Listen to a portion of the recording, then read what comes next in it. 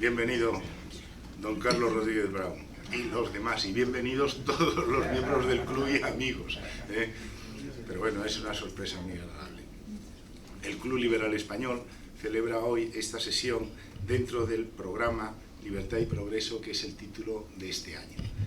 Hemos tenido ya varias sesiones, si recordáis, pues estuvo Lázaro, cuando estaba de presidente de la CEIM, luego estuvo Roldán, presidente de la AEB, Vieito Rubido, no sé, alguien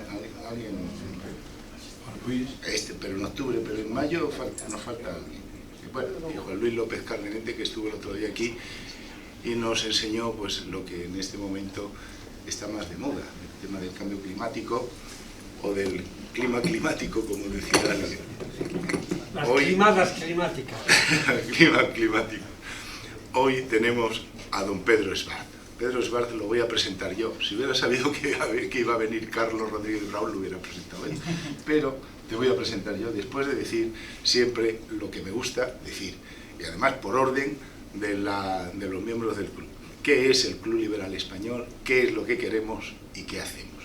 El Club Liberal Español es un club, es una asociación civil que se nutre exclusivamente de las cuotas de los socios. No recibimos subvenciones ni tampoco las pedimos. Si alguien quiere dar algo, pues encantado de recibirlo, pero no pedimos nada, porque estamos en contra de la política y del modelo de subvención de ONGs y tantas otras entidades, fundaciones, asociaciones, etcétera, que han hecho como modo de vida la subvención. Eso, pues lógicamente, una institución liberal no lo admite. En segundo lugar, somos liberales y como tales pues queremos fomentar y defender la libertad en el ámbito de la persona, porque es donde se tiene que manejar. Los comunistas suprimieron la libertad y suprimieron el individuo, el concepto de persona. Los socialistas en este momento en Europa están por el mismo camino, por la presión que está habiendo en el ámbito fiscal, social y económico. Y somos españoles. Somos españoles porque creemos en España y en la soberanía nacional, que en este momento pues ha sufrido un intento de ataque muy serio por parte de la comunidad autónoma, mejor dicho, de la Generalitat y de Cataluña, ¿no? El artículo primero de la Constitución española, y siempre nos remontamos un poquito a la Constitución de Cádiz de 1812, en donde se reconoció la soberanía nacional frente a la soberanía del rey absoluto de entonces. Fue un importantísimo avance en materia política, en materia constitucional, y se reconoció la naturaleza de ciudadano de las personas, de los españoles. Ya pasamos de súbdito. También se estableció un sistema, en fin, no muy ortodoxo de división de poderes, pero se reconoció entonces. Hay quien critica la Constitución de 1812, pero claro, eso es muy fácil. Pero hoy el artículo primero de la Constitución española dice que España se constituye en un Estado social y democrático de derecho que propugna como valores fundamentales de su ordenamiento jurídico la libertad, que es lo primero que dice, la libertad, la justicia, la igualdad y el pluralismo político, y que la soberanía nacional reside en el pueblo español del que emanan todos los poderes. Es decir, la soberanía radica en todos los españoles y nadie puede decir vamos a fraccionar la soberanía nacional porque nosotros somos de otra condición y queremos hacer nuestras leyes de desconexión, como ocurrió el 6 y el 7 de septiembre de 2017 por parte del Parlamento de Cataluña. Y luego todo lo que conocemos, ¿no? Aquella especie de referéndum del derecho a votar, del derecho a decidir, y es muy interesante la sentencia del Tribunal Supremo, que yo no voy a criticar, porque me parece que ha estado bastante acertado en los términos generales, porque dice que el derecho a decidir es inexistente y ha destruido ese concepto, y dice que lo han convertido en una especie de derecho a presionar. El derecho a presionar es lo que hacen en este momento también muchos partidos políticos, ¿no?, radicales de izquierda, incluido el socialista. La presión fiscal.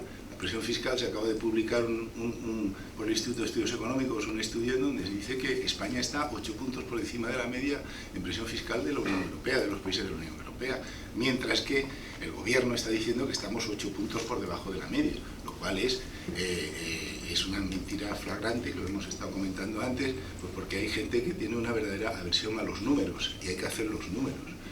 ¿Y por qué? Pues porque es muy importante que los españoles no tengan esta presión fiscal tan alta, porque podrán ahorrar y se podrán hacer las inversiones adecuadas de formación de capital y además de respeto a la iniciativa empresarial. Porque la libertad, siempre decimos lo mismo, la libertad es única, la libertad es indivisible y se integra en la misma no solo la libertad de expresión religiosa o de movimiento, sino también la libertad de la propiedad privada, el derecho a la libre empresa, etc. La libertad es una, no se puede fraccionar. Y esto es lo que radica y está encima de la ley y el orden, porque si no hay ley y orden, desórdenes que están ocurriendo en este momento en Cataluña, pues no hay ni libertad ni convivencia democrática.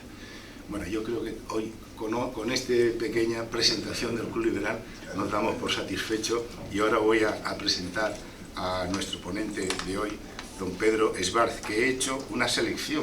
Pedro, porque como lo tuyo es inagotable, pues he hecho una selección. ¿Eres madrileño o de Viena? Nacido en Madrid, calle Alberto Bosch. Ah, mira.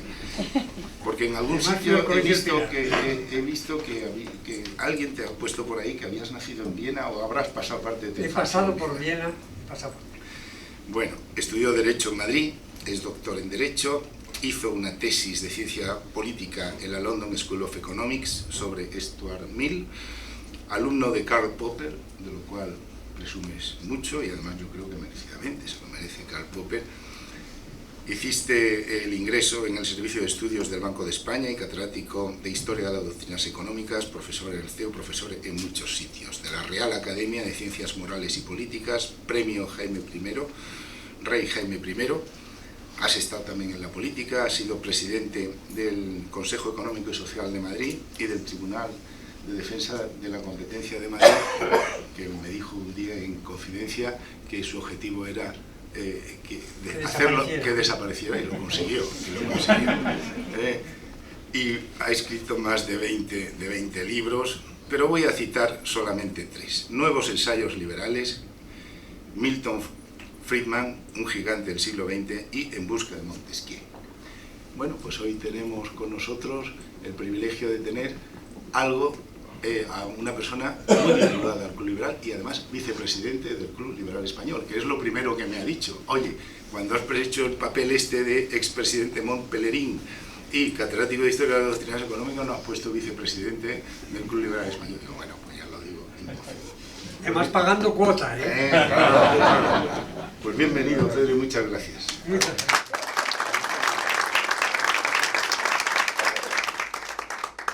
Muy buenas tardes a todos. El público que aquí está presente me impresiona. Sabía que iba a ser numeroso y sabido, y por lo tanto no he hecho lo que suelo hacer, que es unas transparencias cuando mi doctrina ya está fija para mí, sino que voy a hablar, citar y esperar la discusión, porque son temas, el del estado de bienestar, sobre el que un liberal tiene mucha dificultad en pronunciarse, entre otras cosas para que no digan que desprecia a los pobres y que no quiere ayudar a quien lo necesita. Todo eso hace que en realidad esta tarde sea una conversación, es decir, yo voy a explicar la reforma, algunas de las reformas que se han hecho del estado de bienestar, en especial la reforma sueca, y luego oír cómo sería eso aplicable a España y qué se opina de ello, y aprender yo de cuáles son las opiniones de personas tan distinguidas y sabidas como las que están aquí. El tema del estado de bienestar y en general el gasto social tiene una importancia que se refleja en las cifras. Nuestro país, nuestras democracias se han convertido en democracias de estado de bienestar, y las cifras para España son: el gasto social en España hoy es, en el presupuesto que está en marcha, es el 15,52% del gasto del PIB, y además sobre los presupuestos generales del Estado es el 57%, naturalmente mucho más que la defensa, que dejamos en manos de los americanos. Y el déficit sobre el PIB el déficit de la seguridad social este año sobre el PIB es 1,2, es decir, que una gran parte del gasto de la seguridad social no se financia con impuestos, sino que se financia con impuestos futuros, es decir, con deuda pública, porque en algún momento supongo que habrá que pagarla. Bueno, no sé, nosotros personalmente y las familias y todo eso, si no la pagamos, nos quitan la casa, que es para la que hemos obtenido una hipoteca. Bien, pues este tema es de grandísima importancia, lo dejo en manos de ustedes, porque naturalmente esto es una exageración, esto es algo que desde el punto de vista de las libertades es algo muy discutible. Primero porque se financia con impuestos, con un impuesto muy especial, que es el impuesto sobre el trabajo, sobre la mano de obra, y luego pues se financia también, como he dicho, con la deuda pública, y además forzosamente. Es decir, el impuesto, si es necesario, pues habrá que pagarlo, pero unos impuestos de tal cuantía suponen un recorte de nuestras libertades. Los impuestos que estamos pagando y los que proponen que paguemos si sale elegido o consigue hacer un gobierno don Pedro Sánchez, esos impuestos serán cuantiosos, van a crecer y son un recorte de las libertades. Y esa mano de los impuestos, es decir, si no consigo subir los impuestos, lo hago con deuda pública, es lo mismo deuda pública e impuestos. Este problema es grande. Es bueno para una democracia el tener un estado de bienestar tan grande por motivo de humanidad, por motivo quizá de suerte política, de búsqueda del voto, por lo que sea. Es bueno para las libertades el que tanto de nuestros ingresos nos los quiten y además los coloquen donde ellos dicen que hay que colocarlos. En mi opinión, no, pero eso es algo que podremos hablar, porque después de todo nuestra Constitución habla de un Estado social y democrático. Pues estoy criticando la palabra social. Hago eso y escucharé las opiniones. Creo que deberíamos ser un Estado libre y democrático, pero el social más bien habría que dejarlo en manos privadas. En fin, de eso habrá que discutir. Mi tema hoy es cómo Suecia ha conseguido reformar su estado de bienestar para hacerlo algo más viable de lo que solía ser y más acorde con las libertades individuales.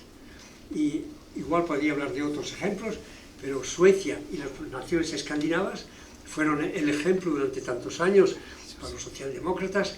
Allí se conseguía mucha igualdad, se conseguía además proteger a la gente que lo necesitaba, y además los sindicatos tenían un peso y una fuerza grandísima, y por lo tanto era como un ideal al que todos más o menos teníamos que acercarnos. Pues los propios suecos vieron que no era sostenible. No solo el estado de bienestar recorta nuestras libertades, sino que además resulta que no es sostenible. Y lo que no puede ser, no puede ser, y además es imposible. Y esto es lo que mi tesis de hoy. Es imposible y si se reforma a lo mejor dura un poco más. Si no se reforma, pues podemos caer en algo mucho peor. Tengo aquí una cita de un premio Nobel que los economistas conocemos bien, que es Gunnar Myrdal, y su mujer Ava Myrdal, que escribieron un libro de inspiración famoso en el año 34 para lo que iba a ser la reforma del sistema sueco.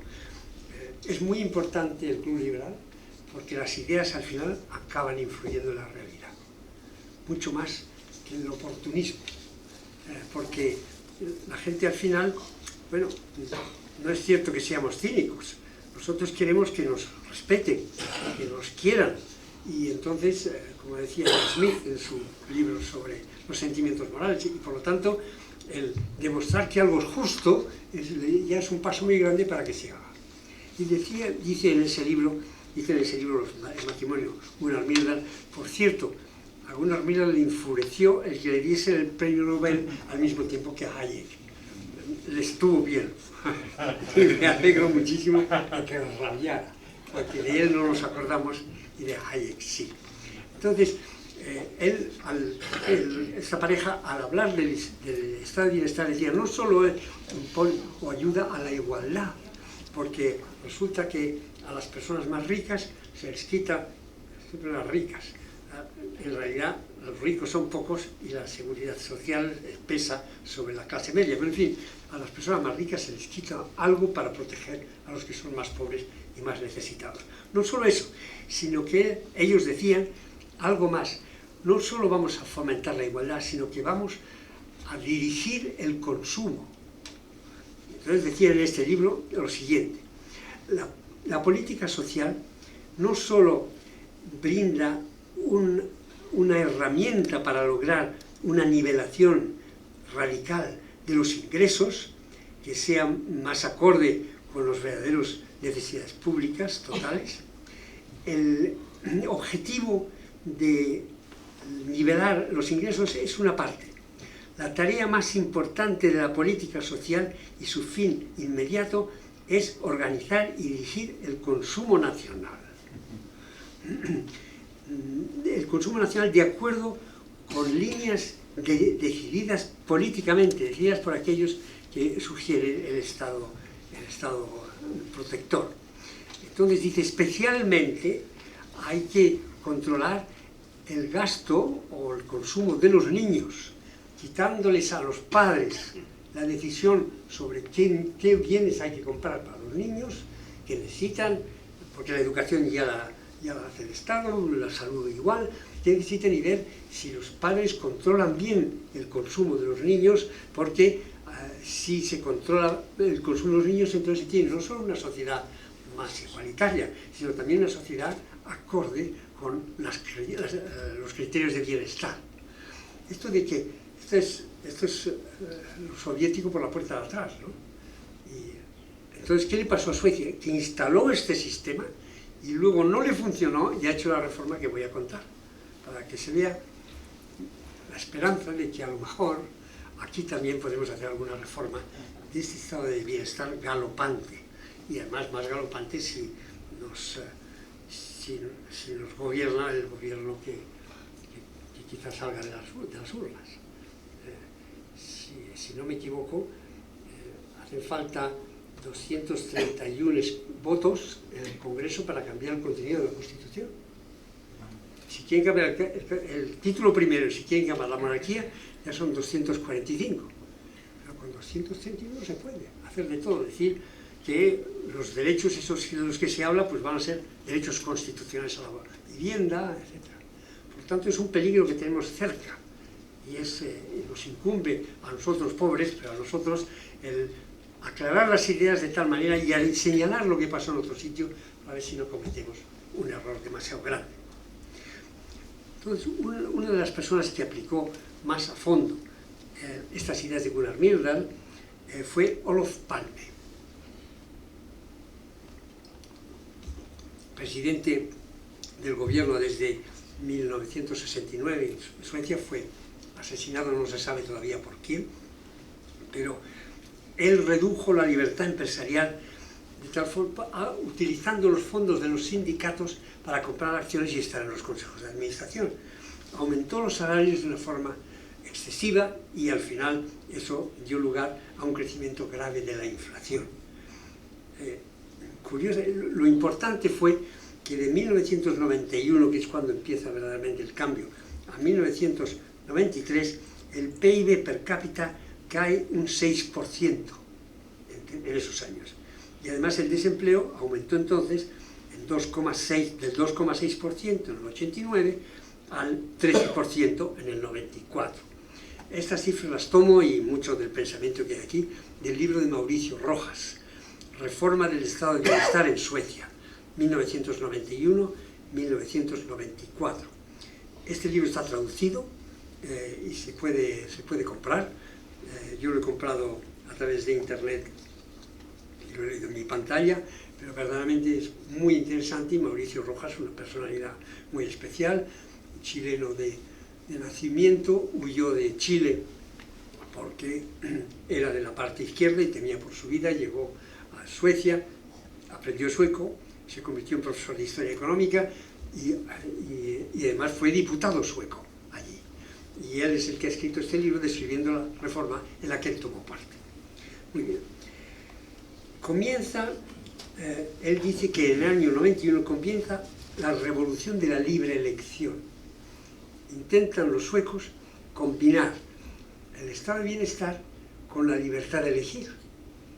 No es fácil, pero es un paso adelante a lo que describieron los Gunnar Myrdal, que es no solo igualar los ingresos, sino también decir a las personas en qué lo tienen que gastar. No van a gastarlo en diversiones, en alcohol y otros vicios. No, hay que gastarlo según nos lo dice el gobierno, según ellos. Entonces, este fue el momento, esta crisis del año 91-93, que hizo ver a los suecos que el estado de bienestar como lo habían creado no era sostenible. Es la mejor lección. Yo creo que me temo que pronto lo veremos aquí. El estado de bienestar no es sostenible. Yo he visto en el Reino Unido, donde voy bastante a dar clase y todo, he visto que se ha convertido el National Health Service, el Servicio Nacional de Salud, en un sustituto de Dios. No se puede tocar. Yo no creo en Dios, como decía Eugenio II, no creen en Dios y creen en cualquier cosa. Entonces creen en el National Health Service, que no se puede tocar. Y sin embargo, la calidad del National Health Service está cayendo de tal forma que las propias personas que lo usan se quejan de él. Hay muy buenos hospitales, una parte grande se quejan de él. Y además, todo el rato echan más dinero en el National Health Service. Es un río de dinero. Y dicen, es que no funciona, pues toma, más dinero. Y no se preguntan si es posible llevar una empresa que tenga o que cubra las necesidades de salud de una tal cantidad de personas. La empresa más grande del Reino Unido es el National Health Service. Y sabemos que esas empresas tan grandes son muy difíciles de gobernar, sobre todo si falta el criterio del beneficio. Entonces, es lo que necesariamente pasa. Y yo creo que va a pasar aquí. Estamos muy orgullosos, se dice, de nuestro sistema de salud, pero no es sostenible porque los incentivos llevan a que uno abuse de él. Y la cuestión del estado de bienestar es que no están alineados los incentivos. Quizá me deba parar un momento aquí. Nosotros, todos los individuos, buscamos el propio interés, no egoístamente, sino el propio interés que puede incluir, que incluye nuestras familias, que incluye las personas, el grupo en el que vivimos, que incluye nuestras caridades, que incluye el país. Y eso, la búsqueda del propio interés, es algo que no se puede evitar, está ahí, es bueno, forma parte de la naturaleza humana. Si las organizaciones no hacen coincidir sus fines con el interés de aquellos a los que sirven o los que trabajan en ellas, no pueden funcionar. Y eso es lo que estamos viendo en el estado de bienestar. La desalineación de los incentivos. Un incentivo personal que para mucha gente consiste en cómo abusar del estado de bienestar. Lo vemos no solo en salud, sino también en los servicios sociales. Hay mucha gente que vive sin trabajar gracias a que los servicios sociales les mantienen por motivos de caridad o lo que se quiera. No están alineadas. Si los incentivos, si tuviesen que ganarse la vida trabajando, su actitud sería muy distinta. Y la actitud de los servicios sociales, el resultado sería muy diferente.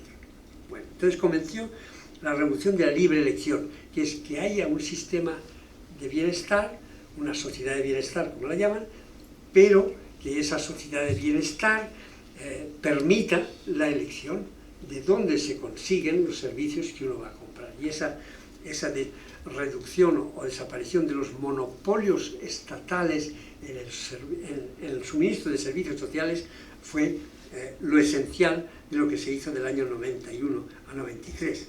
En vez de Olof Palme, aquí tenemos que hablar de Carl Bildt, el primer ministro conservador, bueno, de una alianza conservador-liberal, una alianza conservadora-liberal, por primera vez desde hacía muchos años los socialdemócratas ya no gobernaban. Digo conservadora-liberal porque mucha gente considera incompatible el que haya un partido con opiniones liberales junto con los conservadores. Pero como los conservadores quieren proteger la economía, proteger la prosperidad y además que la sociedad no se deshaga porque hay abusos que la gente ya no puede aguantar, entonces no me parece tan difícil esa mezcla de intereses conservadores liberales en la política. Entonces Carl Bildt propone una serie de reformas. Dice con mucho acierto Mauricio Rojas que las reformas no son posibles, estas que voy a describir, no son posibles si no hay un cambio social, es decir, si no hay una transformación de la sociedad que diga, ya somos mayores, no me diga usted lo que yo tengo que hacer. Y eso solo se consigue cuando se tiene una cierta cantidad de ingresos, una cierta prosperidad, pero eso es lo importante, que a los suecos, primero, que empezaron a no dar los servicios que prometían, pero segundo, les daban los servicios que no querían, o que no los querían de esta forma. Cuando hay una prosperidad creciente, la gente empieza a decir, no me diga usted lo que quiero hacer. Ese cambio no se ha hecho en España todavía. Se dice siempre que el pueblo español, se ve en las votaciones, es de izquierdas, quiere decir, quiere que le den lo que no ha trabajado. Entonces, claro, eso es muy cómodo hasta un punto en que dejen a uno de dárselo. Y segundo, en que uno diga, me están dando lo que no quiero. Y esa es la revolución que dice que Carl Bildt aprovechó, que es que para la ruptura de monopolios estatales, a la provisión de servicios sociales, era necesario que el pueblo quisiera otra cosa. El pueblo español no querrá otra cosa, menos que les convenzamos los que estamos aquí, ¿no? Tenemos mucho trabajo que hacer. Al final ocurrirá, porque veremos, o compararé algo con lo que son los servicios sociales españoles, especialmente la educación. La educación hay una parte que es de elección, que son las escuelas concertadas, y hay otra parte que es para pobres y por lo tanto mala. ¿No? A los pobres hay que dar malo, que se nos suben las barbas.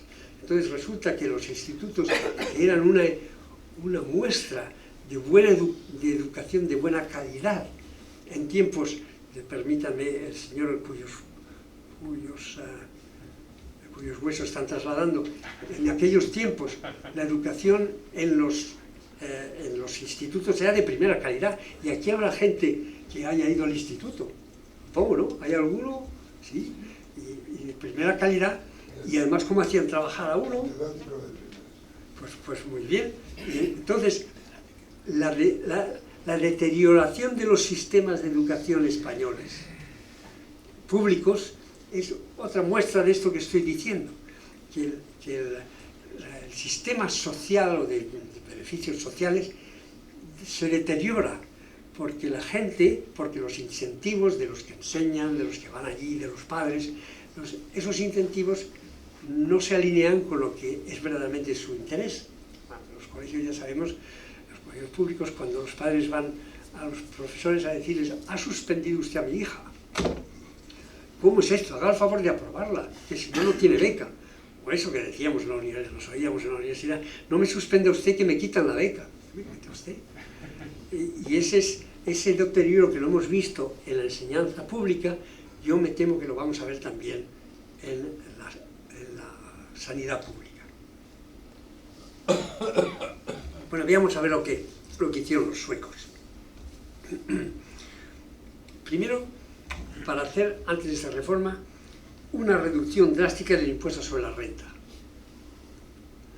Sobre todo de la parte más alta o más rica de la sociedad. Porque es curioso, cuando estamos en un sistema socialdemócrata, se detiene la comunicación entre la clase media y la clase de los ricos, o los millonarios.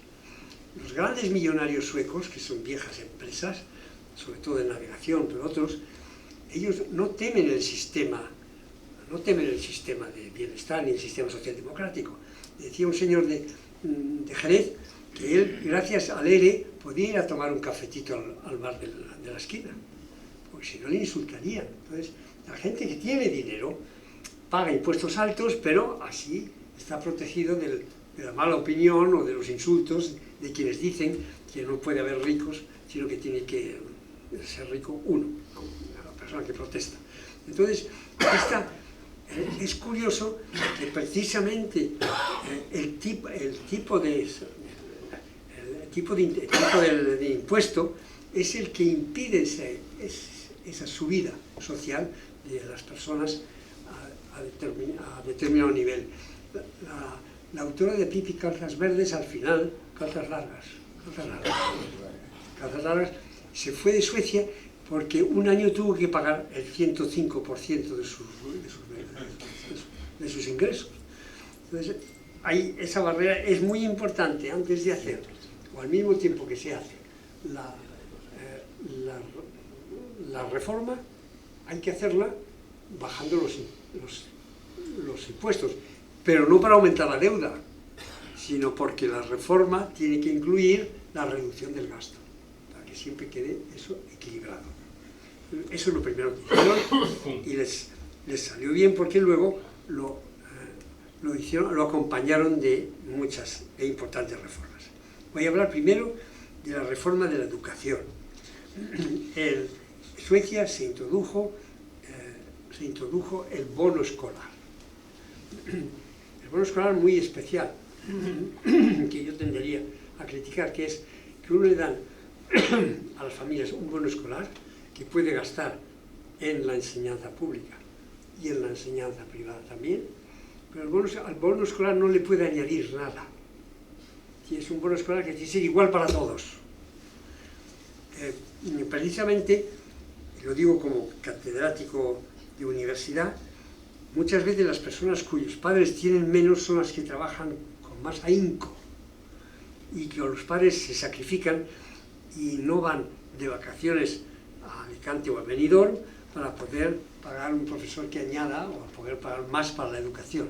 Entonces, es decir, mire usted, les damos a todos por igual, el bono no se le puede añadir nada, pero ese bono hace mucha igualdad, sí, pero le quita la ambición a los padres que trabajan, para que sus hijos vayan adelante. Yo lo he visto, he tenido mucho hijo de rico, ¿no? Y muchos de ellos no daban ni golpe. El pobre que iba con una beca, cuando las becas eran, si sacaba uno todo las notas de sobresaliente, cuando las becas eran así, vaya que si trabajaban los pobres, porque se les iba en ello la vida, y a los padres también. Por tanto, esa es una crítica que yo hago al sistema de bonos. El bono en Suecia es equivalente al gasto por alumno en el sistema público, que por cierto ahí está muy dividido, porque es el sistema público municipal, provincial y estatal, pero el municipal es el que se manda en la educación. Entonces les dan un bono que vale eso, que entregan en el colegio privado, así quieren ir, en el que están, menos algo porque la enseñanza pública tiene que usar edificios viejos, edificios que tiene que mantener, y también menos porque están situados principalmente en sitios donde hay alumnos de mucha necesidad y son hijos de inmigrantes o lo que sea. Pero es casi como el gasto per cápita en la escuela pública. Entonces, como las escuelas privadas consiguen enseñar mejor y con más disciplina que las públicas, y lo hacen con un gasto menor, la diferencia es un beneficio que se puede llevar a una empresa por acciones. Hay muchas escuelas ya en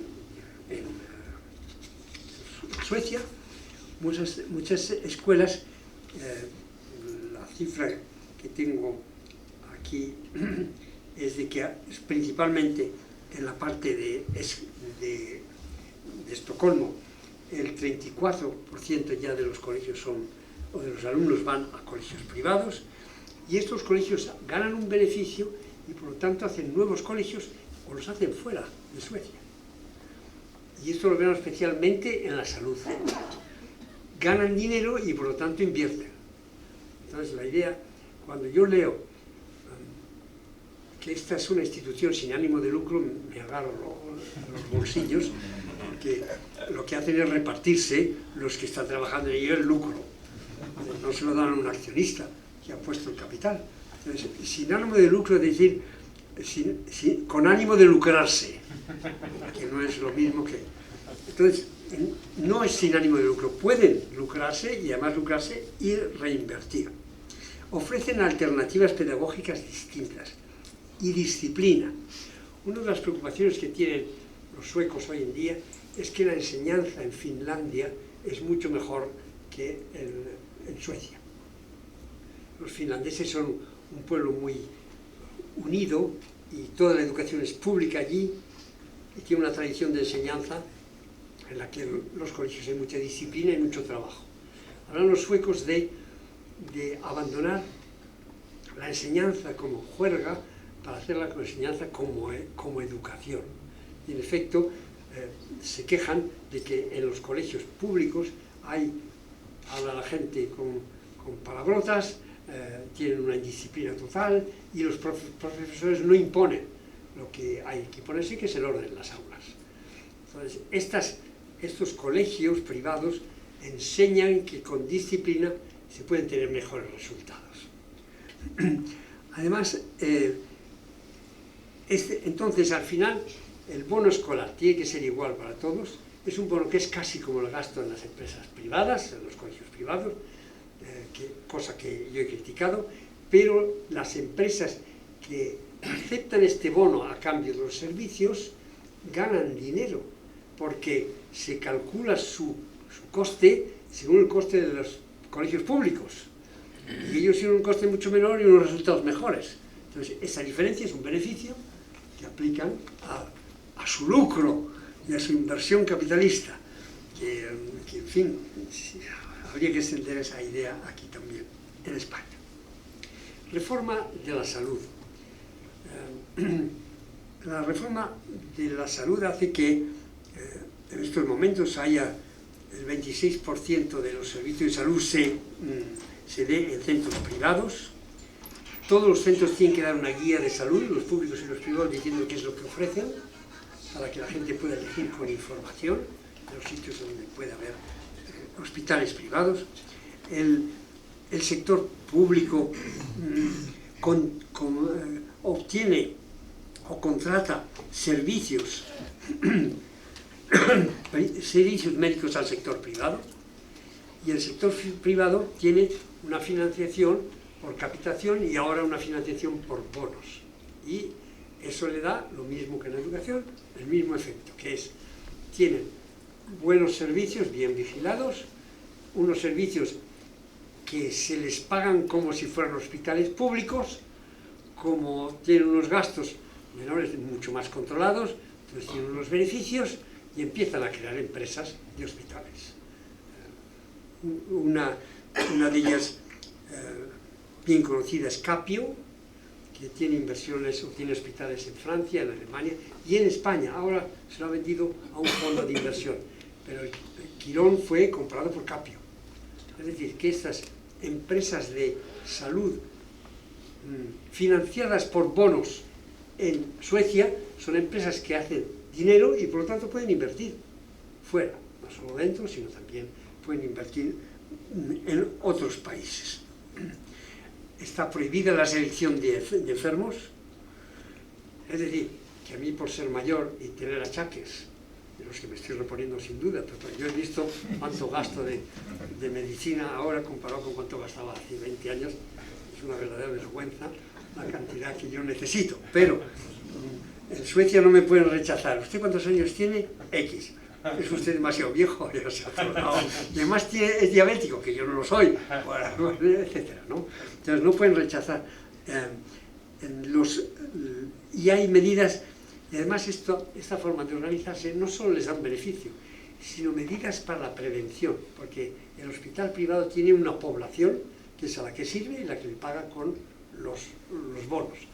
Entonces, si consiguen prevenir las malas enfermedades, haciendo que sus clientes vivan mejor, hagan más ejercicio, no fumen tanto o no fumen, todas esas medidas preventivas también son reducción de costes de gasto, y estas se han hecho muy importantes en Suecia. Y hay el mismo sistema para las discapacidades. Tercera reforma, las pensiones. Hay las pensiones. Eso sí que en España está todavía por revisar. De las pensiones hoy día, ante las elecciones, no estamos en campaña electoral, me han dicho. La campaña general son solo 2 semanas antes del voto. Pero, en fin, las pensiones se utilizan solo para comprar votos. Y algún partido dice que hay que tener cuidado, que no los pasemos, pero otro, el gobierno en funciones indudablemente no tiene ninguna prevención para aumentar las pensiones. Más allá, el grupo de pensionistas es el que menos ha sufrido de la crisis económica pasada. Y quieren más, claro. Si se les va a dar, pues quieren más. Las pensiones es algo de lo que no se habla, en realidad, no a fondo. Y es el elefante en el comedor. Está ahí, uno sigue tomando el té y diciendo, ¿y qué tal está? ¿Te gusta el partido? Y tal, no sé cuánto. Y el elefante crece, como en la obra de Ionesco, ¿no? Y nadie habla de ello, porque no se atreven a buscar una reforma del mismo. ¿Qué reformas parciales han hecho los suecos? No se olvide que allí los mayores tenían una cobertura extraordinaria, las pensiones eran públicas, y han hecho lo siguiente. Tras establecer una pensión mínima de garantía, como ocurrió en Chile, la pensión mínima de garantía, no fueron al sistema de capitalización completo, sino que se hace lo siguiente. Todos los años se calculan los gastos previstos en pensiones con los ingresos previstos en pensiones. Y eso nos da un coeficiente. Si los gastos son menores que los ingresos, pues tendremos un coeficiente de 1,2. Se podrán hacer subir las pensiones ese año por ese coeficiente. Si el coeficiente es negativo, pues hay que reducirlas. Y eso lo calculan anualmente.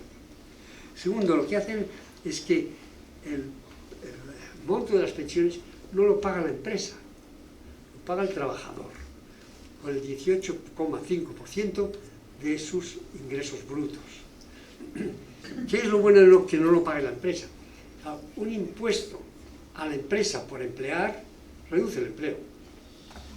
Entonces, es lo que se llama la diferencia entre el salario que paga la empresa y el coste del asalariado. El coste del asalariado hubiera aumentado por un 29% de contribución a la seguridad social, del cual el 7% es de los trabajadores y el resto es de la empresa. Entonces es muy importante que sepan y se diga los trabajadores que ellos pagan el ahorro para los impuestos. Y entonces del ahorro obligatorio para los impuestos, un 18,5% del salario bruto va al sistema de impuesto general. Si resulta que los ingresos de ese fondo de pensiones son mayores que los gastos, entonces los invierten en las bolsas nacionales e internacionales. Y además, y aquí viene la parte de capitalización, que es muy pequeña, pero que podría crecer si tiene buen resultado.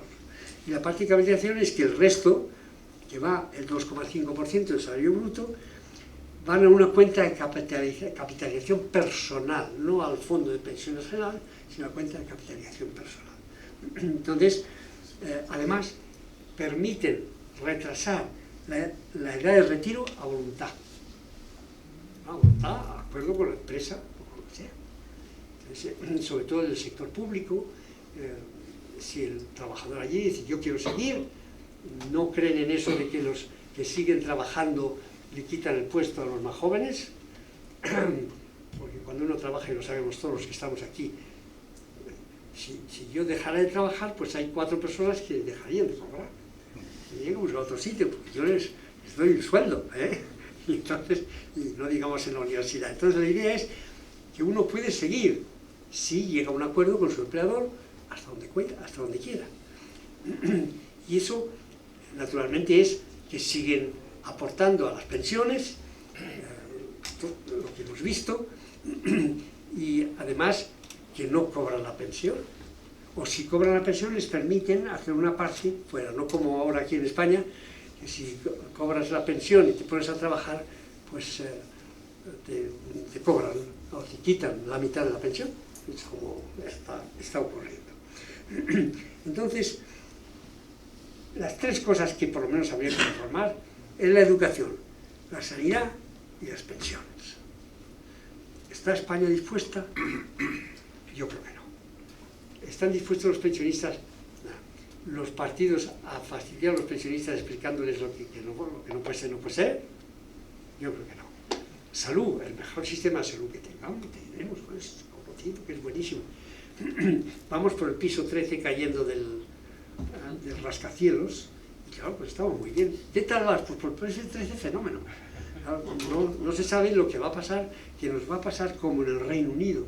Entonces se convierte el sistema de salud en un dogma y lo que hace es que hay que echarle más dinero y más dinero porque no acaba de funcionar. Hay otros sistemas o reformas que se han hecho en otros sitios, de las que podríamos hablar hoy o quizá otro día. La de Dinamarca es bien conocida y es que se combina una alta protección social con el despido libre, con lo cual si uno le despide pues tiene una protección social alta. Esto tiene la desventaja de que hay mucha gente que luego no coge trabajo, ¿no? Y ahora hablaremos un poco de eso. También está todo lo que se está hablando de la mochila austriaca. Se habla poco. Es urgente para España, es urgente para nosotros, para nuestra democracia, el hablar de las pensiones, bien a fondo y sin tener miedo. Los partidos no lo harán, pero la opinión pública sí. Y no la opinión pública de nosotros, los que nos llaman ricos, sino también la opinión de los pensionistas a los que habría que hablar y explicar. Bill Clinton hizo una reforma de lo que se llama allí welfare. Hizo una reforma por la cual los estados no recibirían financiación de la federación, del Estado federal, si al cabo de los 2 años una mayoría marcada de los que reciben welfare no tenían trabajo. Entonces se les llegó a trabajar, incluso trabajo financiado o trabajo subvencionado, aquí les diese un empleo, pero que eso de vivir de bobilis, porque uno tiene 3 o 4 y además 3 o 4 hijos, y además cuantos más hijos tiene, más subvención recibe allí en Estados Unidos. Eso allí se acabó y fue un escándalo tremendo por parte de los demócratas, de los cuales Bill Clinton era uno, diciendo que habría muertes de niños por inanición y no ha sido así el resultado, sino que unas trabajando, porque son muchas madres solteras. Claro, el sistema, digo algo, entonces unas trabajando y otras trabajando financiadas consiguieron salir adelante. Digo que quiero decir algo aquí sobre el efecto de la seguridad social, del estado de bienestar sobre la familia, que es destructor a fondo. Porque normalmente, claro, primero, los hombres no tienen ninguna limitación a hacer hijos aquí y allá. Somos así los hombres, nos gusta pasarlo bien. Y a ellas que las forzan. Bueno, pero si las protege el Estado, qué bien. Que tiene usted que financiar los estudios de los hijos que ha tenido, encuéntreme, ¿no? Y la gente no protesta de eso porque al final las mujeres que tienen muchos hijos así, que ocurren mucho en las de color, voy a decir la palabra negra, de las negras en Estados Unidos tienen muchos hijos y además con distintos padres. Y aquí también ocurre. Después, destruye la familia en el sentido, todavía no lo han conseguido, y aquí cuando hubo ese paro de la crisis, al final los abuelos con su pensión mantenían a los hijos que se habían quedado sin trabajo y los nietos que se habían quedado sin trabajo. Todavía sigue habiendo esa idea de la familia, pero ¿cuánto durará? ¿Cuánto durará si otro es el que nos va a financiar? Luego, destruye la familia en el sentido de que los padres ya no se sienten obligados a la obligación de sus hijos. Prefieren ir a Benidorm que enseñarles inglés, ¿no? Excepto en ciertas clases sociales que los mandamos al Canadá o a Irlanda, a donde sea, para que aprendan inglés. Pero esa obligación, que es ahorrar para los hijos a los que, si hay un impuesto sobre la renta alto, la única cosa que les vamos a dar, o impuesto sobre herencias, es su educación, destruye eso también. Y en el caso de los ancianos, pues este ya me interesa un poco más, en el caso de los ancianos, pues alguien cuidará de ellos. Voy a llamar al ayuntamiento para que me los pongan en una residencia del ayuntamiento, financiada, que es obligación de los hijos mantener a los padres. Eso ya no lo creen más que los japoneses. Digo, sí, eso sí que consideran que es una obligación el cuidar de los hijos, de los padres. Pero eso también es algo que les hace la familia. Aunque termino este pequeño recorrido, impresionista más bien, pero en fin, que creo que describe lo que ocurrió en Suecia, volviendo a la idea de que el tamaño de los servicios sociales no solo cuesta mucho dinero, y además no funciona muy bien, sino que además destruye la ética del trabajo y la ética de la familia. Entonces, vamos a ver qué es esto del Estado social, ¿no? Social democrático y social, o es social liberal, ya no sé muy bien. Nos ha dicho la Constitución. Me atrevo a criticar la Constitución en este punto. Era Hayek el que decía que social es una palabra que no tiene contenido. Todo es social. El agua es social, el clima es social, todo es social. Y además, la justicia social, en mi opinión, es la injusticia social. Pero aquí me paro, habiendo chocado todo lo posible para que empecemos a discutir.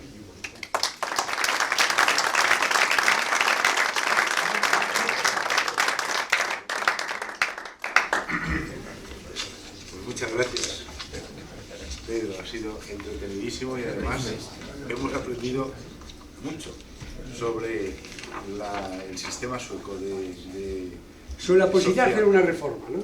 Pues ¿Es posible? Tengo una pregunta, porque el modelo sueco en relación a las rentas mínimas, cotizaciones o ingresos mínimos de la gente, el mínimo ya lo has dicho, y el máximo ¿están topados allí? No, el impuesto sobre la renta. No está topado. No, hablo de lo que percibe un pagado, lo que percibe una persona necesitada, No sé. esto de las rentas mínimas. Sí, que es decir, que no se puede esperar una ayuda pública.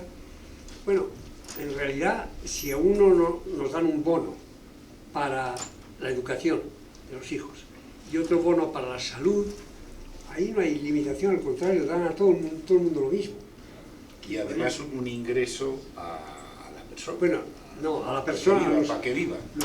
No, el ingreso para que viva no le dan más que un mínimo, que es como una red de salvamento, ¿no? Una red, pero no le dan más que... No tienen esa idea de hacer un mínimo social, de lo que sí que habría que decir algo. Es a todo el mundo igual, eso se lo dan a todo el mundo igual. Eso se lo dan a todo el mundo igual. No es como aquí en España que hay distintos ingresos de...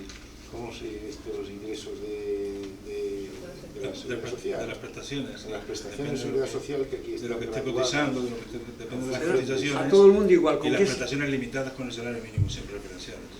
Ese igualitarismo tiene el curioso efecto de que no castiga a los más ricos, a la clase media, a los más ricos. Es curioso que haga eso y es muy saludable porque ahí no hay una distinción de clases sociales. Luego hablaremos de esta idea que tanto corre ahora, que tengo que mirar, es el mínimo vital o renta básica. Luego hablaremos de eso, pero vamos a ver más. Ahora hablamos de renta básica. Preguntas, por favor. Jesús, en la palabra. Por completar, Pedro, lo que has dicho también, uno de los asuntos más conocidos y más graves de Suecia es que de cada 2 hombres que se mueren, uno no tiene quien lo despida de este mundo. Como los perros, los cerdos. Que la familia no le despide. Está solo. La gente... Hay mucha más gente sola. Primero, no te despides de este mundo porque nadie sabe que te ha muerto. 2. Como la mayoría de gente vive sola, eso coloca a Suecia compitiendo con Jamaica, con países africanos, en alcoholismo, en delitos de violencia y en todos estos ejemplos que pensamos que era tercermundista. Es decir, curiosamente, lo que tú has dicho muy bien, pero le faltaba un poco esto, la descomposición de la familia está generando una situación que es socialmente, desde cualquier óptica ética y moral, preocupante, ¿no? Y la paradoja final de Myrdal, que quería que el Estado decidiera lo que consumía cada uno, ahora en Suecia resulta que la gente, como tiene la oportunidad de elegir la salud o la medicina privada o pública, la cota de mercado cada año de lo privado, con la libre elección de la gente, no hace más comentar, que es un poco lo que tú estabas insinuando, ¿no?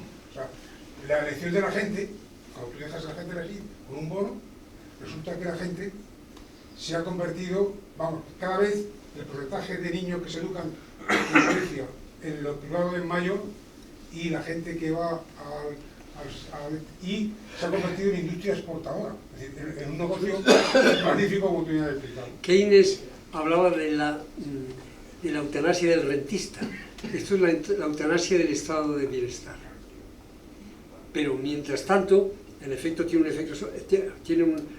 causa un efecto sobre la familia notabilísimo, que es lo que también está ocurriendo en España. Cada vez vive más gente sola. Y además, el hecho del divorcio, que a veces pues es necesario e inevitable y todo eso, el hecho del divorcio también para los mayores da lugar a esta soledad de la vida.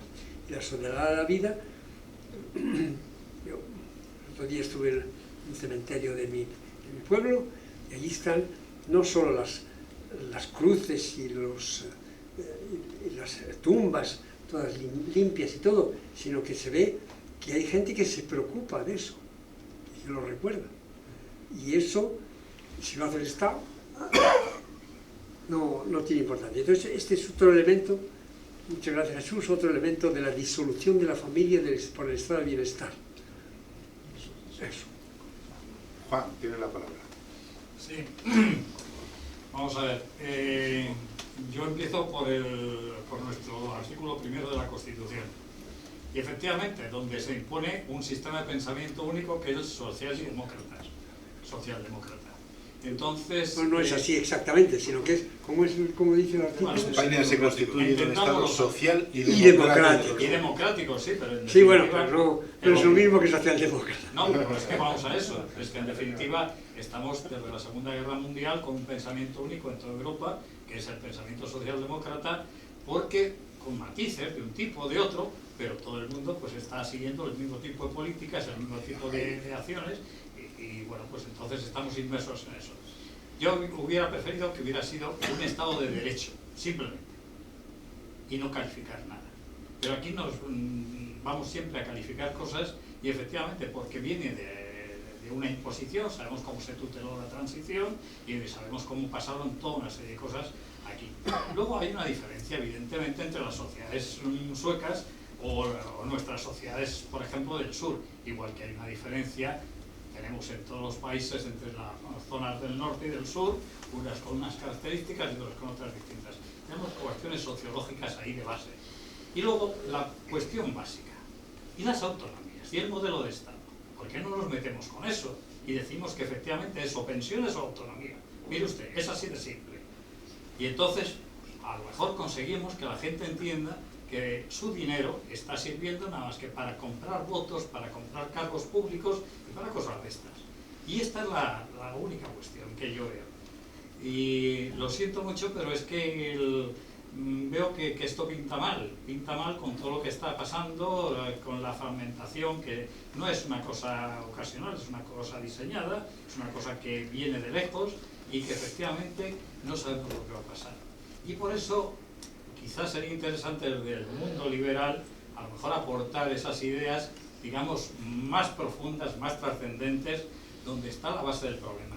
Porque efectivamente lo otro son, pues sí, podemos dar un bono aquí, otro aquí, podemos hacer esto así, es un parche aquí, otro parche aquí. Pero el problema fundamental es mucho más grave, mucho más profundo. Y yo me iría, ya digo, empezando por el artículo primero de la Constitución española.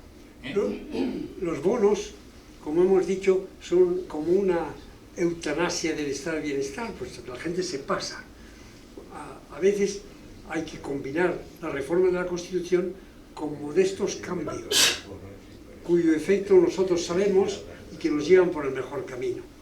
La cuestión del Estado de Derecho es muy importante, pero Hayek se enfrentaba con la dificultad de decir, ¿y si pasan malas leyes?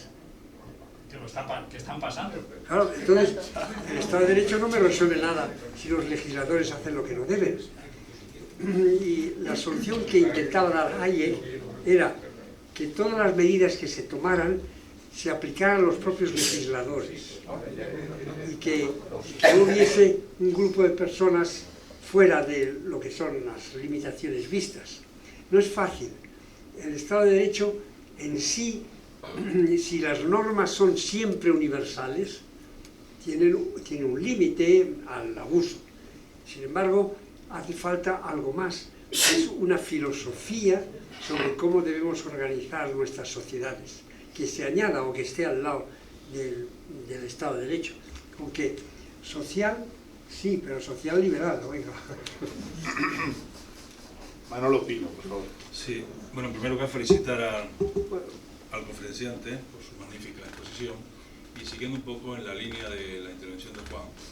Europa, que es referente del estado de bienestar en el mundo, la verdad que ha comprado el centro, la derecha y la izquierda, la socialdemocracia, y está instalada en todo, van ensanchando los presupuestos en el gasto social y las proclamas electorales, cada vez que campaña es más aumento del gasto social sin ninguna posibilidad de recorte. Es verdad que estamos asistiendo a momentos donde todo ese ensanche de prestaciones sociales, sea sanidad, sea educación, sea pensiones, o sea otro tipo de prestaciones, clases menos favorecidas, se está incluso ya pagando, llevamos tiempo, con cargo a futuro, como tú has dicho, a deuda pública. ¿Hasta cuándo? Futuro, la deuda pública española la media es de 7 años. Nada de nuestros hijos, nosotros. Pero la pregunta, ¿hasta cuándo puede aguantar los estados este incremento insaciable de seguir dando prestaciones sociales con cargo a deuda futura? Porque sin racionalizar su cuenta de ingresos y gastos. Esa es la pregunta. Es el gran problema de la democracia. Si los votos se buscan, se compran y se dan sin principios, entonces en efecto vamos por este camino hasta el momento en que ya no se pueda seguir más. Algo de eso está pasando en Europa de una forma mal expresada, pero que ocurre que hay mucho cuestionamiento del crecimiento del Estado europeo. No solo lo hemos visto con Brexit, sino lo hemos visto con las elecciones de Polonia, etcétera, con que hay cierto cuestionamiento de la socialdemocracia europea. No hay duda de que Europa se ha convertido en un organismo socialdemócrata. Y no tienen más impuestos que los aranceles. El único ingreso. En cuanto se les conceda... Ay, es verdad, sí, la parte del IVA. En cuanto se les conceda que tengan un impuesto propio, no sabemos a dónde van a llegar. Aranceles y el IVA. Entonces, cuando se reclama, no es que hace falta una hacienda única y hace falta un impuesto europeo, ya. Hablan de la tasa Google. ¿Eh? Hablan de la tasa Google. La tasa Google, bueno, todas las tasas que se les puedan ocurrir. Es decir, el ingenio del Parlamento Europeo para encontrar resquicios en el muro que les impide poner más impuestos es infinito. Y creo que uno de los peligros, no solo para España que hemos visto, sino para Europa, que acabamos muy acertadamente, acabamos de nombrar, es que tampoco es posible. Si uno crea un Estado, una de las cosas que se hace que ocurre en Europa y en España, es la idea de que a las regiones, y en este caso a las autonomías españolas, si son pobres, las ricas les tienen que dar dinero. Claro. Aquí se quiere hacer, aquí se hace al revés. Claro, hombre, hay que darles dinero, porque a Extremadura o lo que sea. Y una parte de lo que ha pasado al principio con Cataluña es que han podido utilizar la idea de que esos vagos andaluces y esos vagos extremeños viven de nuestro dinero.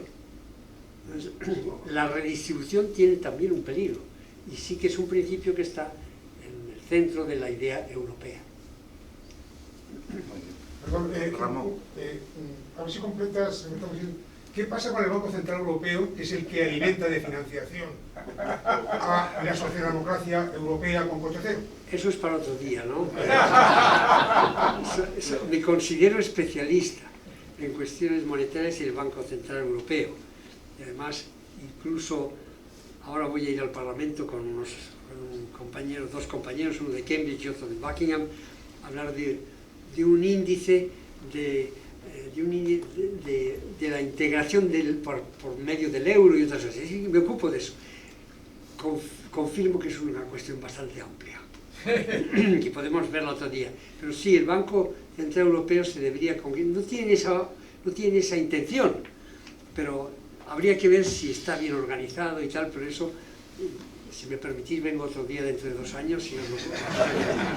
Hasta Grecia está colocando su deuda pública con 80 puntos o 100 puntos básicos. Es que hay que ver, y no es de ahora, esto de Europa no es de ahora, sino, recordemos el milagro alemán, el milagro italiano y la trampa griega, ¿no?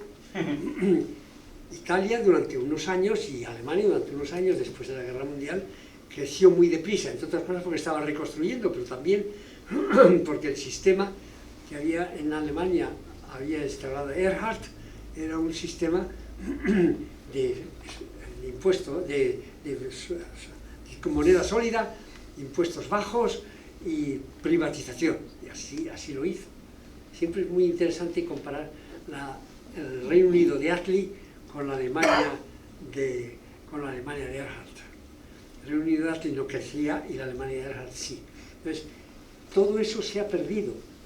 Ese impulso de crecimiento se ha perdido porque precisamente se han convertido todos los países en países de bienestar y Europa es una Europa de bienestar. Sí, el problema del que estamos hablando es mucho más amplio que las reformas de Suecia, pero está ahí. Ramón tiene la palabra y después Javier Borrell. Pues muchas gracias por la intervención, sobre todo por pedirnos comentarios. Sí. Que han sido interesantísimos, especialmente el último. Me ha gustado mucho porque estamos viendo que Trump le ha cogido gusto al quantitative easing y vamos a tenerlo durante muchos años funcionando. Me parece que el Banco Central Europeo probablemente haga lo mismo porque no tiene mucho más remedio.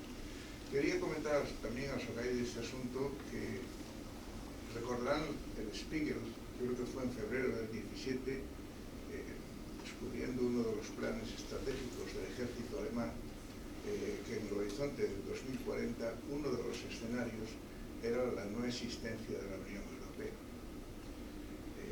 Esto está en el dominio público y esto lo he comentado yo con algunas personas que son profesionales de este mundo y me han dicho que no es uno de 5 escenarios, es el escenario.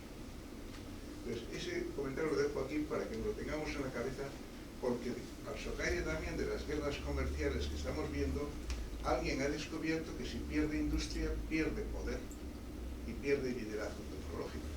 Y eso no lo va a consentir. Probablemente nos vamos a encontrar en una época donde tendremos que recuperar industria. Porque no todo pueden ser servicios, los servicios también son costes, como los impuestos son costes, ¿no? Pero bueno, este comentario general lo descarto de momento y quería volver a 2 cosas. Primero, estamos adoptando en nuestra terminología. Adoptando en nuestra terminología el lenguaje del enemigo. Welfare state, cuando yo vivía en Inglaterra y en Estados Unidos, era algo despectivo. You are on welfare. Y de repente se ha convertido en una cosa estupenda, a la cual nacemos con ese derecho, y el derecho además de estar bien de narices. O sea, nuestra responsabilidad de cuidarnos a nosotros mismos ha desaparecido. Eso está en el ambiente. Yo hace ya tiempo que he comenzado a utilizar estado asistencial en vez de estado de bienestar, en cualquier cosa que implique eso. Y luego es un tema anecdótico sobre el tema de las cuestiones, anecdótico pero importante. Supongo que aquí habrá, bueno, por ejemplo, Carlos, habrá personas que recuerden un artículo en Funcas en el año 2007-2008 donde se explicaba este mismo tema, las pensiones que estamos hablando en este momento.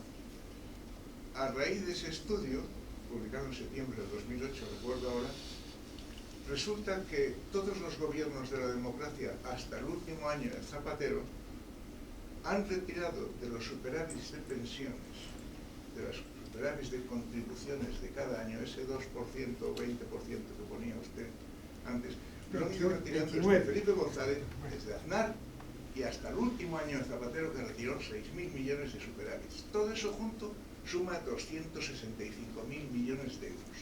Esto lo publicó Juncas, lo publicó El Mundo, y se ha corrido un tupido velo y nadie más ha vuelto a hablar de la cuestión. Pero es un hecho histórico. Yo lo he hablado con algún ministro, con todos los ministros de Hacienda que ha habido, y todos son plenamente conscientes de ello. No digamos ya los subsecretarios de la Seguridad Social. Lo saben perfectamente. Entonces, esa es una cuestión que de alguna forma también debería tener cierta luz, porque lo que en el fondo, el problema que tenemos es que yo he tenido que hacer dos fondos. El primer fondo de pensiones privado que se hizo en España, lo hice yo. La pregunta es la siguiente: ¿cómo podemos hacer para que estas cosas se comuniquen con mayor efectividad? Porque no comunicamos lo suficiente y tendríamos que esforzarnos como personas que pensamos en libertad de cómo comunicarnos más. Nada más. Es el gran problema que tenemos aquí. Veo que con este club liberal podríamos llenar el Bernabéu, ¿no? Somos tantísimos los que estamos a favor de las libertades que hay que pararles en las puertas. Pero somos pocos, pero muy buenos. No, sí, pero ¿cómo hacer que seamos un poco más? Y la cosa no es nada fácil. Las crisis ayudan a veces. A veces una crisis lo que hace es empeorar el sistema, pero otras veces la crisis, sobre todo si repetida, no creo que venga una crisis muy grande, pero sí ciertas dificultades, es algo que se puede apuntar para que la gente vea que el abuso tiene un límite. ¿Cómo hacemos para cambiar las ideas de la gente? Pues yo veo que la prensa que teníamos más o menos partidaria del mercado y liberal, pues está reduciéndose. Precisamente nuestros amigos, tú escribís, o escribías, no sé si vas a seguir, que creo que no te van a dejar, en Actualidad Económica del mundo. Y pues han quitado al que dirigía aquello, y esa es una de las cosas que se ha perdido. ¿Cuántos periódicos, cuántas televisiones, cuánta enseñanza en los colegios? Es una enseñanza que sea favorable a la libre competencia, etc. Es que los colegios privados, además, si ves los libros de texto de la editorial marianista son tremendos, del malvado capitalista, etc. Porque ahí tenemos un problema de explicar, es un problema difícil. Quiero volver a lo de crear industria. También es para otro día, pero la industria ha cambiado de contenido. Y cuando se hacen las cifras de que la industria está bajando y están subiendo los servicios, ya la industria es casi todo servicios. Ahora que con la impresión en 3 dimensiones se pueden hacer piezas para motores de aviación, y se hacen con una impresora grande, pero una impresora, eso nos indica que la estadística de industria y servicios y agricultura está equivocada. Y ahí ya también sí que con más facilidad podríamos transmitir la idea de que la industria no está desapareciendo, sino que está cambiando de carácter. Luego, volviendo a Europa, ¿se disolverá Europa? Yo creo que al final no, porque a mucha gente le va tanto en ello, y además porque es una ilusión de muchos. Quizá debería decir, si quería, se dijera que soy más bien partidario del Brexit, pero que no lo sepa. Del Brexit lo malo es que cuando se independice el Reino Unido se hará un reino socialista, perfectamente capaz de fastidiarnos también ahí. Pero una gran parte de la crítica y una gran parte de lo que Europa va a perder al marcharse al Reino Unido es precisamente el impulso hacia mayor libertad económica. Pero bueno, ¿qué pasará en el año 2050? Incluso con el estado de bienestar yo creo que no estaré allí. A pesar de lo que gasto en salud. Javier Borrell. Quiero decir una cosa luego sobre porque veo que la gente está empezando a mirar el reloj. El problema no es cuando mira el reloj, sino cuando hacen así para ver si se ha parado. Pregunta Javier Borrego y luego intervienes tú otra vez. Don Pedro, muchas gracias por su conferencia y por su exposición. Yo no soy pesimista, soy optimista, pero creo que lo estamos haciendo mal. Mal porque no somos eficaces. No estamos en el siglo XXI, casi pasados ya, o acercándonos a un cuarto de siglo. Seguimos con la idea de que explicando nuestros argumentos convenceremos a la masa. Estamos en la época de los 140 caracteres y no ganamos. Tenemos ejemplos, el poder de las palabras. El estado de bienestar hoy en este país, en mi opinión, se sustenta en una palabra milagrosa, tabú, que es, pues como para nosotros, para algunos era la palabra Dios, es solidaridad. Todo es solidario. Y entonces, antes era caridad, pero... No, ahora con la solidaridad estamos cubriendo absolutamente todo. Hay algunos grupos inteligentes, yo siempre digo que los adversarios, hay muchos que se creen que son tontos y son casi tan tontos como nosotros, no más, por supuesto, pero en algunas cosas sí. Tenemos un ejemplo, cuando empezó la batalla del aborto, se discutía derecho al aborto, luego se dieron cuenta que no les gustaba, cambiaron derecho a la vida, a la libertad sexual, y ya hemos llegado al colmo de llamar aborto una interrupción no voluntaria del embarazo. No voluntaria del abortado. Y además interrupción que es permanente, que no llega nunca al final. Y luego ya el colmo es ley de la salud reproductiva, justo lo que no se reproduce. Pero esas palabras absolutamente falsas dominan en las masas y se las creen. Y la palabra solidaridad lleva al angelismo, como dicen los franceses, al buenismo nuestro, el colmo. Yo el otro día tuve la oportunidad de ver una sentencia de un Tribunal Superior de Justicia. Se trataba de la petición de reagrupación de un padre, de un hijo de 14 años, no un bebé, para traerlo a España. El padre tenía 0 ingresos. 0. Entonces se le había denegado por la autoridad competente. Pero el tribunal razonó que la paternidad y la relación materno-filial no es una relación económica, pues, de alimento, es que le transmite algo distinto, que la relación no sé qué, o sea, una homilía metida en una sentencia. Entonces, si unimos la trampa de la solidaridad que produce ese buenismo exagerado y nosotros seguimos pretendiendo que con escribir tratados doctrinales que debemos los 4 de siempre, los que lo vean, con esto vamos a convencer a alguien. Don Pedro, ¿qué hacemos? No tengo mucha respuesta para eso, ¿no? Sí, bueno, ¿qué somos optimistas? Pues es un poco difícil serlo del todo, pero bueno, hay que seguir con la lucha. Añadiría otra palabra a solidaridad, sostenibilidad. Tener cuidado con el clima.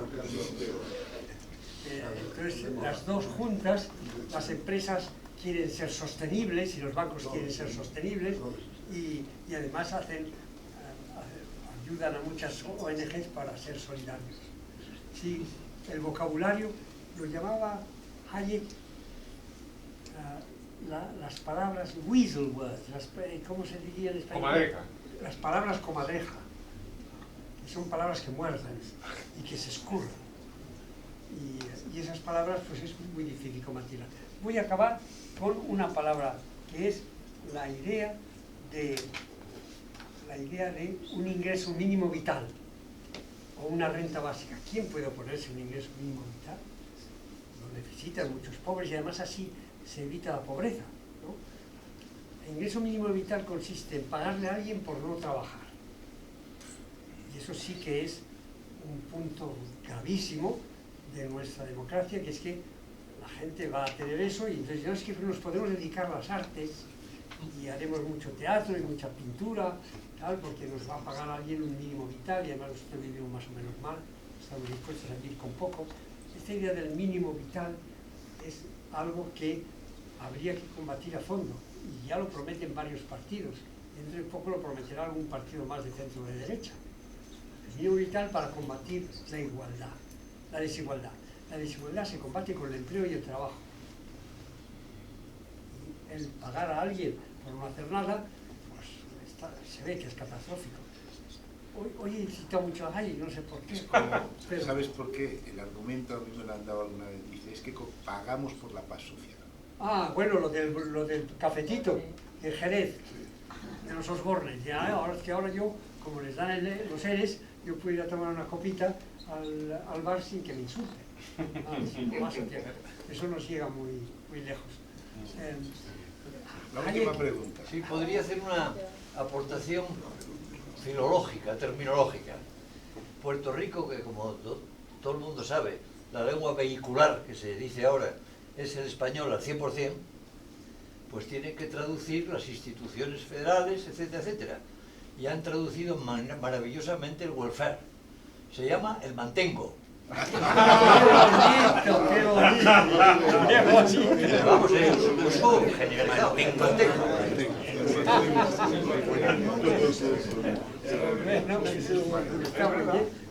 La última pregunta. La última pregunta. Yo encantado. Me apunto al mantengo. Qué bonito, qué bonito. Bueno.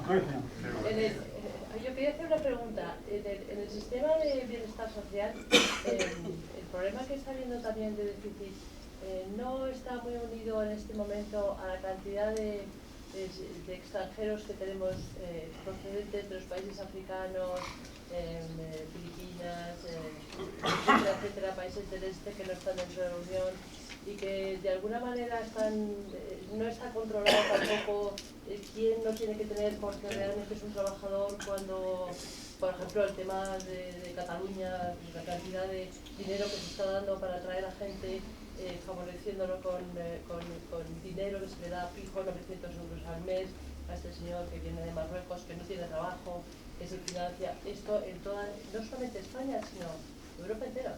Y esto va a más, y en un crecimiento exponencial. Es un problema verdadero y hemos dicho que destruye la familia, pero también destruye la ética del trabajo, y en efecto, el otro día me hablaban de la situación en La Rioja, en la que, además de abundar las mezquitas, pues resulta que la mujer va al supermercado a gastar lo que les dan y el hombre está en el café hablando con los amigos.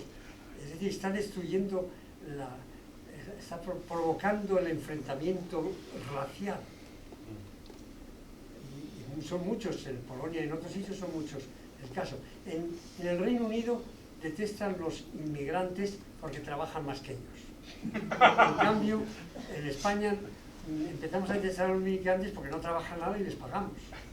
Ese es otro efecto del estado de bienestar, es el de fomentar las tensiones sociales. Lo estamos poniendo verde al estado de bienestar.